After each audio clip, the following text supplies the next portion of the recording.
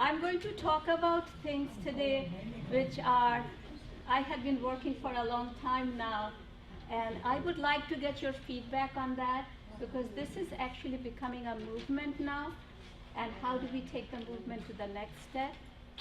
Um, my name is Swapna Mukhopadhyay. It's a long name, it's an Indian name, and Swapna means dream, but remember it as shopping, Swapna, so you will remember it that way. I'm at Portland State University, and before I begin, I should say one word in my language. Dhanyavad, thank you very much for coming.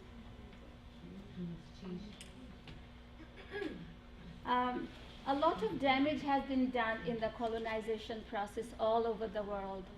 Our identities are really damaged, our languages are lost, our ways of thinking are lost.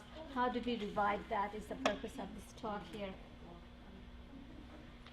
So I'm going to, I have a lot of slides with diagrams and pictures. So if you don't mind, maybe we can turn the light out. Would that be better?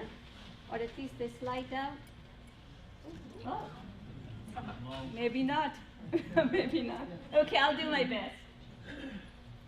So the starting point for my talk is the,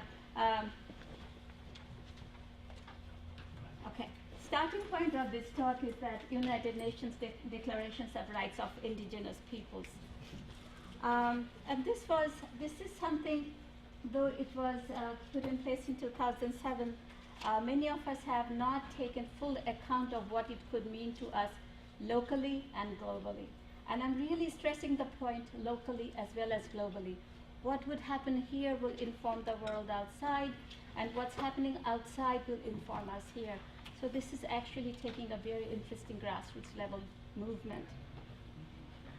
For example, the three articles, 13, 14, and 15, really talk about the indigenous knowledge systems that people have the rights to revitalize, use, develop, transmit to the future generations their histories, languages, oral traditions, philosophies, writing systems, literature, all the things that we call knowledge, and how do we bring that back to the mainstream narrative that we live in.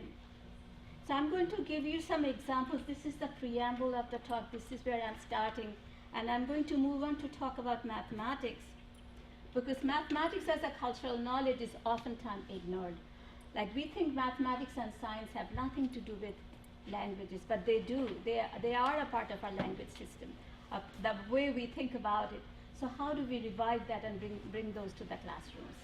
And it is actually a very empowering process for the whole, for the communities, for the elders, for the teachers in the schools, for the children at school, everybody to know that we can think about mathematics as a part of our cultural system.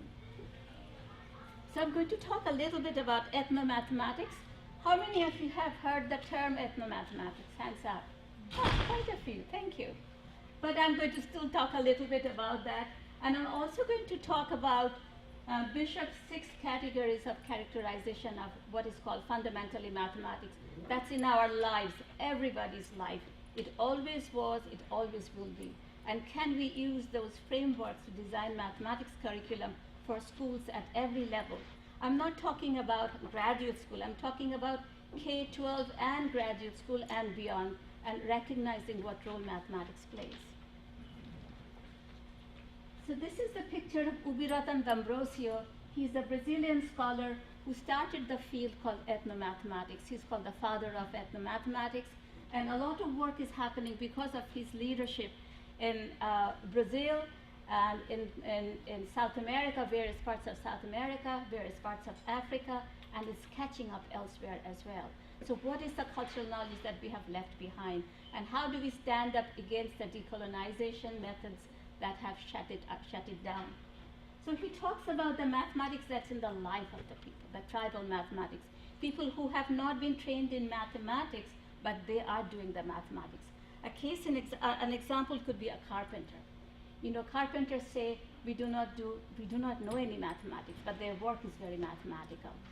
Navigators mathematics, they say we do not know any mathematics, but their work is very complexly mathematical. So I'm going to I'm going to talk a little fast, but can you all hear me? Okay. So what is ethnomathematics? Ethnomathematics is at the intersection of mathematics. I'm not calling it Western mathematics, I'm calling it all mathematics, cultural history, and cultural anthropology. Usually when we talk about mathematics in school, we never bring in cultural history or cultural anthropology to that. So the people part is left as outside, as if mathematics is designed by textbook and test makers. That's not the case. Mathematics is a human construction, and that's how it has to be viewed. So there are two aspects of ethnomathematics I'm going to talk today. One is acknowledging the non-academic mathematical practices. And I'm always reminded this quote by Paulo Freire: the intellectual activity of those without power is always characterized as non-intellectual. People who do not have degrees, we don't consider them as mathematicians, but there is a lot of mathematics outside that. So this acknowledging the non-mathematical practices is very important. I'm going to say one word here for Common Core. I'm no fan of Common Core, but one thing that Common Core has called mathematical practices, let's use that as a platform to bring in the practices of non-academic mathematics. And the second aspect of it is countering the dominant Eurocentric narrative of history of mathematics. This is absolutely important. When we talk about mathematics, history of mathematics, we always look at the Western history of mathematics. The contribution of other cultures is completely left out. And we also really need to interrogate that fiercely. This is a quick map of history of mathematics, where it developed and how it came to the West. So you see that before coming to Western Europe, there were this very complex network of systems that from China, from India, in Baghdad, in Cairo, came through Cordoba and Toledo in Spain, and impacted what we call Western mathematics today. But that's left out from most 95% of mathematics textbooks, I would say. What is not here, the contribution of the Americas. And this diagram is incomplete for that matter. So I'm going to talk a little bit about Alan Bishop's work called From Mathematical Enculturation. He talks about human activities can be sorted, classified into 6 categories of mathematical work. So what are they? Of course, one is counting, measuring, designing, locating, like maps, playing, and explaining. Now, this is the curriculum of our lives, or everybody's life. So we do all these things, whether we are at school or not. And how do we bring that to the classroom so that we can make a meaningful connection to children's lives, on all learners' lives? And here, I'm also talking about teachers as learners, parents as learners. We all are learning, and how do we learn together? It's not that one person knows it all and that person can teach the others. So this is actually a very emotional space for me, and I get very emotional when I talk about it, so bear with my emotion. For today, I'm going to focus only one aspect of mathematics from Bishop's 6 categories, design. And I'm really inspired very strongly by Francois' expression here that sums up to the point that it doesn't matter what we do, whether we are busy or not, whether we are rich or poor, whether we are so-called educated or not. Aesthetics is a part of human life. And if aesthetics, which is designing, are part of human life, how do we bring aesthetics and mathematics together in looking at curriculum? So I'm going to give you some curricular examples from my own teaching, and from there we'll move on. My first example is very familiar to you all, spruce roots baskets. And I am, again, you are very familiar with these baskets. I'm not going to talk much. I'm just going to show you the complex mathematics that's in executing in these baskets and in designing them. One thing that has to be remembered, the mathematics of design is not just the geometry alone, it's also the number sense that comes into play. So how it is designed, how it is planned, and how it is executed, there's a lot more there than just making a basket. And a lot of that is never acknowledged in our intellectual life. We just call it, it's a pretty piece. So we see a lot of mathematics which I never learned before I went to college, but I can see these mathematics could be really taught to children because they can, if they see it around them, if they're familiar with what it is, if they're familiar with their cultural asset, cultural wealth of knowledge, then it's an easier entry to think about mathematics. So I could spend hours talking about each design and mathematizing it, but for the sake of the time, I'm going to move fast. But we can talk about it later. So I just brought a whole set of exercises to show how different they are at the same, using mathematics in designing these baskets. So these people, these women who made these baskets are very fine mathematicians. We have to remember that. They were very fine mathematicians, and that legacy still continues. So there is mathematics in the culture. More patterns here. And you can see that sometimes it's covered with the repeating pattern, sometimes the repeats are broken with another repeat embedded in it, and there are all kinds of symmetry exercises you can do here. I want to say one word before I move on. I have studied these patterns for the sake of symmetry, the symmetry of the geometry in particular. What I find that I am a trilingual person. Besides English, I speak two other languages. In most languages I know, and I have colleagues, we cannot find the word symmetry in their own language. They always use symmetry. So I have been asking my people in my home that, what is symmetry? How do you say it in our language? And they say symmetry. So this is a real enigma to me. You see symmetry in their work everywhere, but they don't have a particular phrase to say that. They can explain it, but they cannot have a label for that. And that's a research interest for the linguist, perhaps. So we'll move on. My second example is from the parfleche bags, which are rawhide bags made by the Plains Indians, the Dakotas, the Sioux. So here are some examples. These bags are made with flat pieces of rawhide, which are folded like envelopes or a box. I'll get to that in a minute. And they're very intricately and very precisely designed, not just in the design of by the bag itself, but also in the ornate decoration in that. There are two different mathematics that are really, it's an interplay of that too. I want to say one thing before I go further. For my own teaching, I rely very strongly on the museums.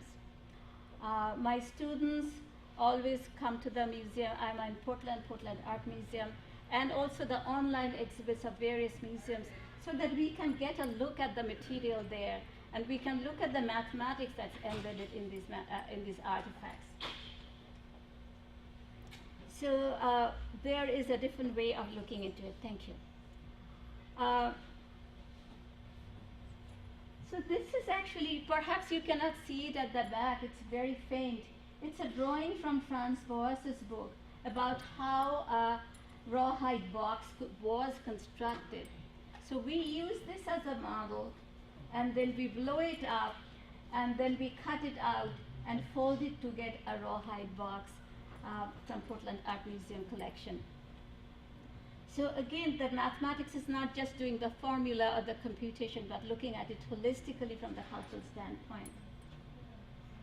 I'm going to move quickly to my third example, which is pottery from the Mimbres pottery, Southwest Mexico, part of Southwest US and the Mexicos. And it is actually a tribe that has long been extinct. But I'm choosing their work also because this is a different kind of symmetry here we see than what we had seen in my earlier examples. Earlier we saw a lot of reflective symmetry, and the pottery examples are all about rotational symmetry. So twofold, threefold, fourfold, fourfold, threefold, fourfold symmetry. I have seen eightfold symmetry, 11-fold symmetry, really complex work by the people who are no longer around us. How did they do that? How did they do the work that they did, which are visually so pleasing, at the same time mathematically so rich? And the mathematicians always look for aesthetics in the mathematics. There's always an elegance. You hear the elegance of a mathematical proof. So it's not a surprise that aesthetics and mathematics come together here. I know I have very little time, so I'm going to move fast. So, have any idea what that is? It's from the Americas.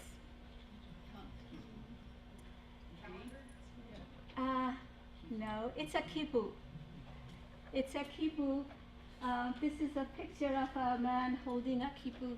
Kipus are were the artifacts by the Incas from South America, and that's a counting device called, slipping my mind now.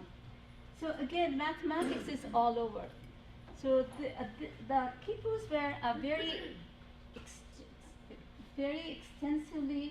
extensively designed recording system. They did not have a written language, and they recorded numbers in knotted strings. So they recorded numbers of complex things like census, about expenditure, about taxation, and all of that without language. And they were looked down upon because they did not have written language. This was not recognized as a language system. And the more recent work that is showing it's not just a recording of numbers, but it was actually a language by itself.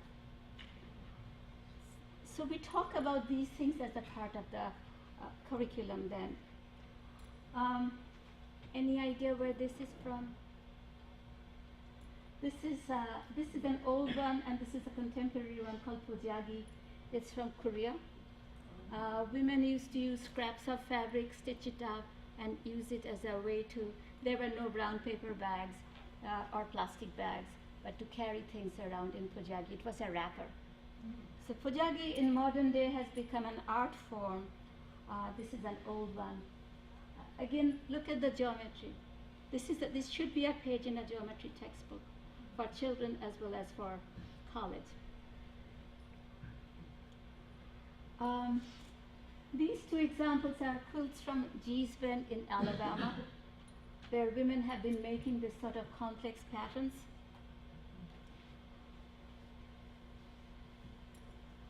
This is floor painting. It's a ritual painting done in India, in parts of India. Every morning, women do that. This is the way to welcome the day. And it is also mathematically very complex and very rich. And women who do that, they don't call it mathematics, they call it the worship. It's called kolam. Similar to kolam are the sand paintings that are used in Angola for storytelling. Same mathematical principle, far away from India, but this has been it's still practiced for telling stories on sand. It's called sona.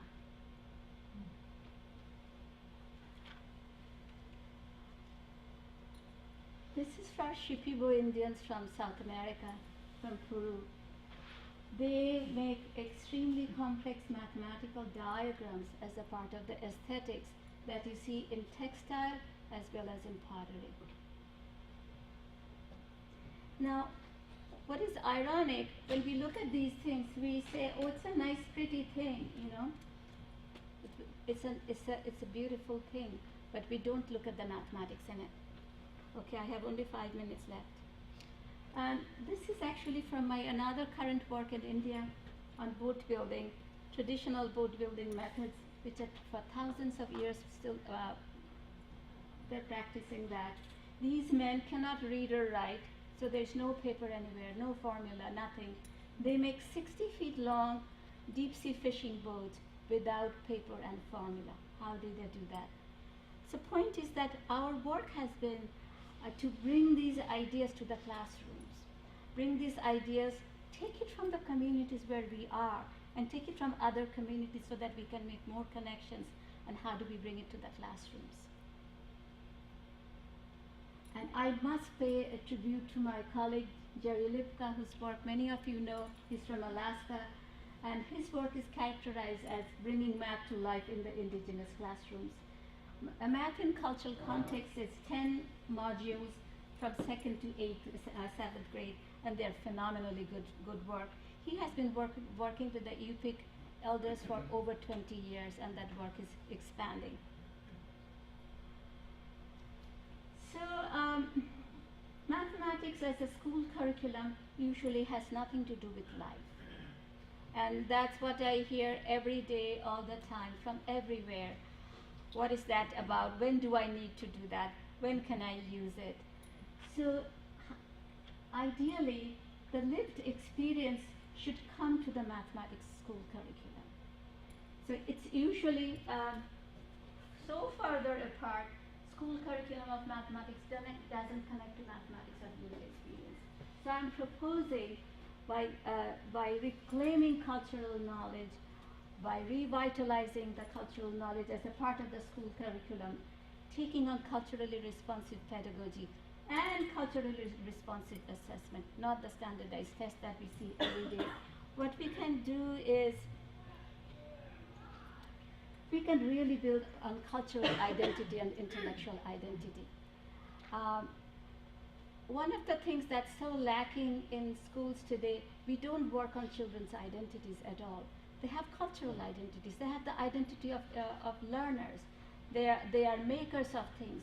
How do we honor that and bring it to the foreground so that they see that just like language they speak, the language they use for writing, mathematics is also a part of that. Science is a part of that, and that makes a very holistic notion of identity.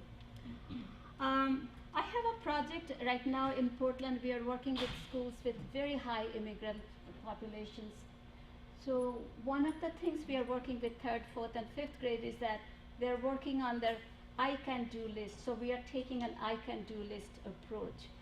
That's an assessment that we are doing it every other week, sometimes 3 weeks apart. The children are given strips of paper where they write down all the things they can do. And they just fill it out, you know. They may be failing in tests because test scores are miserable in these schools, but they can do so much, they can tell you. And so we are using that as an approach to build on their identity. And they roll up those pieces of paper in medicine orange bottles, and they decorate the orange bottles, and it becomes their talisman. So when the standardized test comes, they show that we know a lot. We cannot be defeated by these tests. So the work that you are doing, you are not isolated. We are not isolated. We are all together. And I'm very inspired by Antonio Machado's poetry. I don't speak much Spanish, so I'm not going to try to say it. The traveler, there are no roads. The road is created as we walk together. This is a call for solidarity. We have to work together to do that. And also I'm very inspired by Pauline Huntunji's work. He's a Beninian scholar. He's talking about it's about time. It's about time we reclaim our knowledge. He's an African scholar. He's saying that African studies should be our work. And with that, I'm going to end. Thank you very, very much.